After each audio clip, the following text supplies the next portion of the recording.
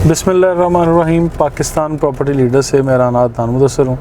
और देखने वालों के लिए, सुनने वालों को अस्सलाम वालेकुम। जो दोस्त हमें रेगुलर सुनते हैं, रेगुलर हमारे साथ राब्ते में रहते हैं, हमारे व्यूअर्स हैं, आज उनके लिए काफ़ी अहम मैसेज मैं डिलीवर करना चाह रहा था कि इनफैक्ट आने वाले टाइम में अगले 5 सालों में बैरियर टाउन की मार्केट कैसे होगी, कीमतों की सिचुएशन क्या होगी और यहाँ पे जिन लोगों ने इन्वेस्ट किया और जिन लोगों ने इन्वेस्ट नहीं किया उनकी सूरत हाल क्या होगी। तो इस चीज़ में मेरा मौक़िफ़ काफ़ी क्लियर है कि जिन लोगों ने अभी तक बैरियर टाउन में इन्वेस्ट नहीं किया और वो हमें रेगुलर सुनते हैं, देखते हैं, फॉलो करते हैं, या मुझ जैसे और बहुत सारे लोगों को देखते होंगे या बैरियर टाउन अगर विज़िट कर चुके हैं और बैरियर टाउन में इन्वेस्ट नहीं कर रहे या नहीं किया, तो जस्ट बिलीव मी कि आप लोगों ने बहुत बड़ी गलती की या आप लोग गलती पर हैं अगर बैरियर टाउन में इन्वेस्ट नहीं कर रहे। उसकी वजह क्या है कि बैरियर टाउन का वो फेज़ जिसे हम कह सकते हैं सेंसिटिव फेज़ था, रिस्की फेज़ था। आप लोग कंसीडर कर रहे थे कि रिस्क है या कोई इस तरह के मामलात हैं, तो वो वाला जो टाइम है वो गुज़र चुका है और आज मैं समझता हूँ कि वो टाइम आ गया जब आप लोगों को यहाँ पे भरपूर खुले दिल से इन्वेस्ट करना चाहिए। बैरियर टाउन की मार्केट मैं समझता हूँ कि जिस तरह की भी हो, जिस तरह की भी रही, कभी कीमतें कम होती हैं, कभी ज़्यादा होती हैं, या जो भी सिचुएशन आप लोगों के सामने रही है, apart from all legal issues और illegal issues, land acquisition, supreme court के केसेस, MDA के केसेस, यहाँ पे हाई राइज बिल्डिंग पर पाबंदी लगना और फिर पाबंदी का दूर हो जाना, यहाँ मेन गेट पे अटैक्स होना या वक्ती तौर पे लड़ाई झगड़े और सारी चीज़ें, मैं समझता हूँ कि ये सारी चीज़ें वो हैं जो कि हमारे पाकिस्तान में शायद हर एक नॉर्मल से अच्छी कम्युनिटी में ये चीज़ें होती हैं। और जब भी कोई इदारा या इंडिविजुअल यहाँ से काट लें, जब चीज़ें ग्रो कर रही होती हैं तो फिर लोग एक मिनट गया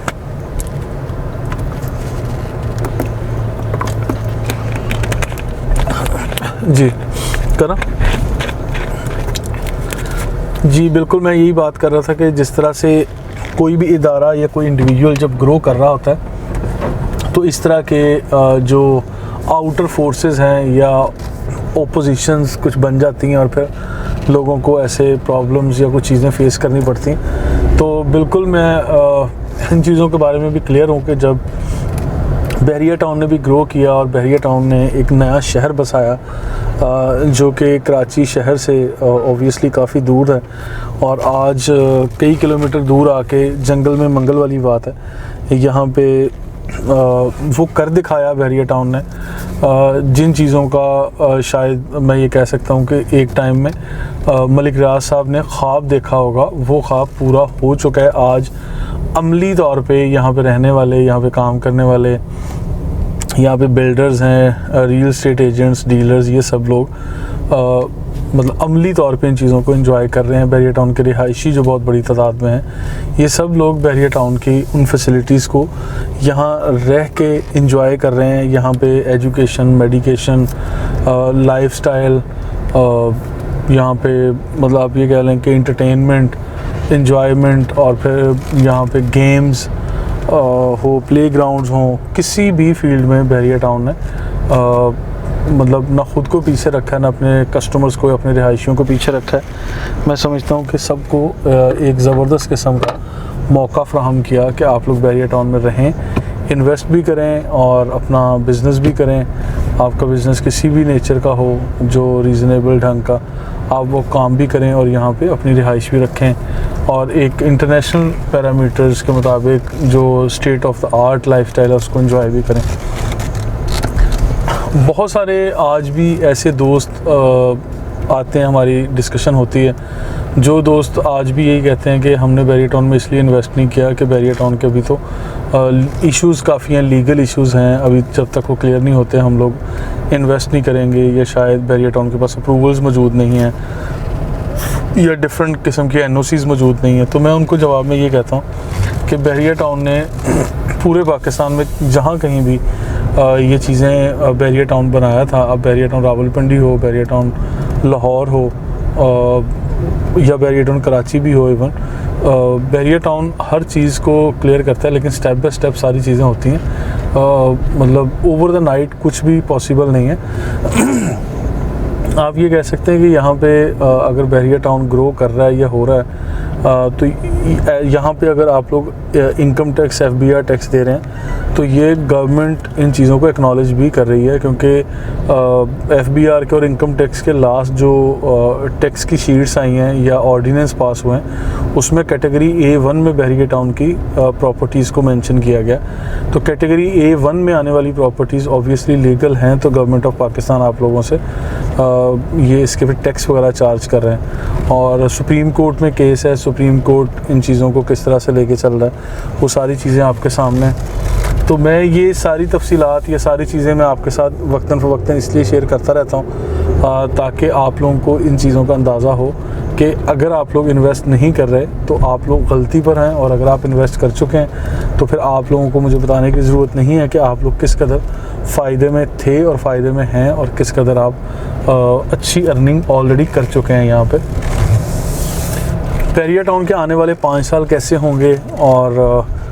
अगर इन्वेस्ट नहीं कर रहे तो कीमतें क्या होंगी। फ़र्स्ट ऑफ़ ऑल तो रेजिडेंशियल प्रॉपर्टीज़ की मैं बात कर लेता हूँ, जिसमें अपार्टमेंट, विला, कोई रेडी प्रॉपर्टीज़ में आ जाते हैं, या रेजिडेंशियल प्लॉट्स। रेजिडेंशियल प्लॉट्स की प्राइस भी मैं समझता हूँ डबल ट्रिपल हो चुकी है। और इसके अलावा जो विलाज़ हैं या अपार्टमेंट हैं, construction material, cost of land जब बढ़ती है तो हर चीज़ की प्राइस में इम्पेक्ट पड़ता है। तो इसी तरह से मैं ये कह सकता हूँ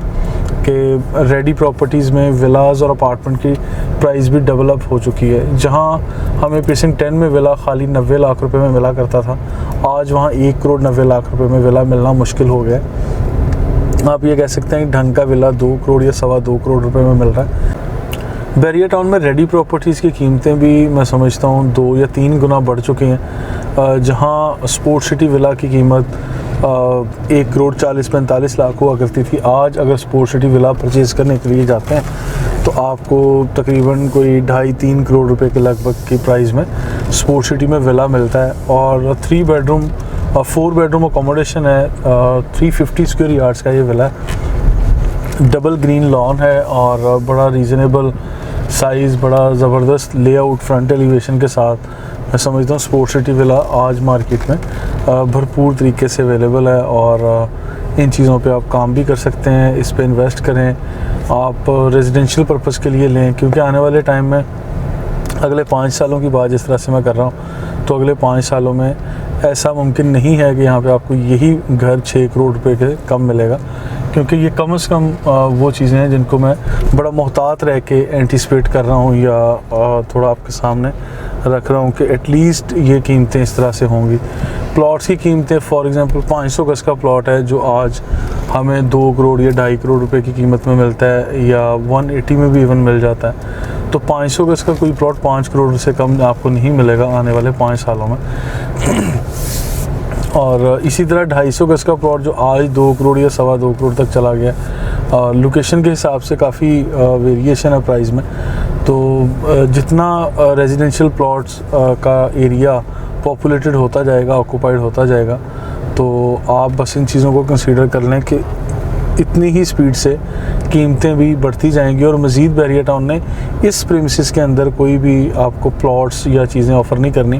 अब मैंने पहले भी मेंशन किया कि हॉरिजॉन्टली पहले बैरियर ने चीज़ों को डेवलप कर दी है, आपके सामने रख दिया, ऑफ़र कर दी है। अब वो टाइम आएगा जब वर्टिकली बैरियर टाउन ग्रो करेगा, यानी हाई राइज बिल्डिंग्स यहाँ बनेंगी, फिर आपको प्लॉट की बजाय रिहाइश के लिए अपार्टमेंट परचेज़ करना पड़ेगा। मतलब इस तरह से ऊपर 10वें 12वें फ्लोर पे जाके कुछ प्रॉपर्टी परचेज़ करनी पड़ेगी। तो इसी तरह से स्क्वायर फीट में आपको सोचना पड़ेगा, और फिर इस तरह आप प्राइस को कंपैरिजन कर सकते हैं। बैरियर टाउन इस वक्त जिस फेज़ से गुज़र रहा है, मैं समझता हूँ कि अगर बैरियर टाउन में प्रॉपर्टीज़ की कीमतों को बढ़ने के 10 फेज़ होंगे, तो आज बैरियर टाउन मेरा ख्याल है 4th फेज़ में कहीं लाए कर रहा है, यानी 4थे फेज़ में लाए कर रहा है। और अभी आगे 6 फेज़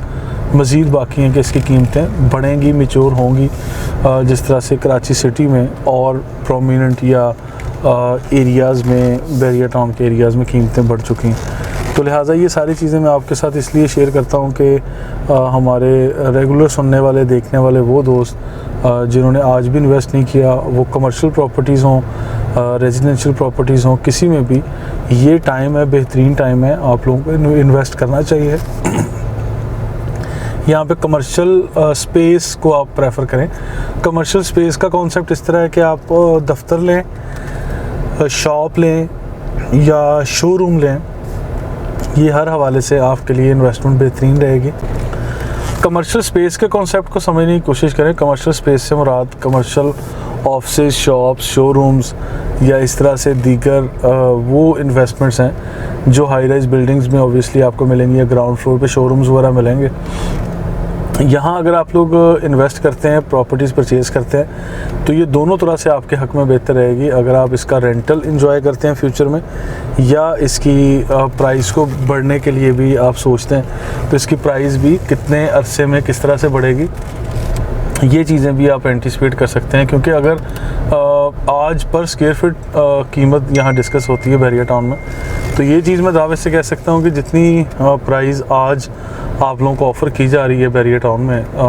ये आने वाले 5 साल में डबल हो चुकी होगी, यानी सेम प्राइस आपको कभी भी नहीं मिलेगी। तो लिहाजा अगर आप लोग आज भी सिर्फ गौर व फिक्र कर रहे हैं और इन्वेस्ट नहीं कर रहे, तो आप लोगों को चाहिए कि आप बैरिया टाउन में भरपूर तरीके से इन्वेस्ट करें। इन चीज़ों पे सिर्फ सोचने में टाइम ज़ाया ना करें, क्योंकि आज जो कीमतें आप लोगों को नज़र आ रही हैं, ये आने वाले टाइम में ये प्राइस आपको कभी भी नहीं मिलेगी। फर्दर इन्फॉर्मेशन के लिए और वीडियोज़ के लिए हमारा यूट्यूब चैनल सब्सक्राइब कर लें। Thank you so much.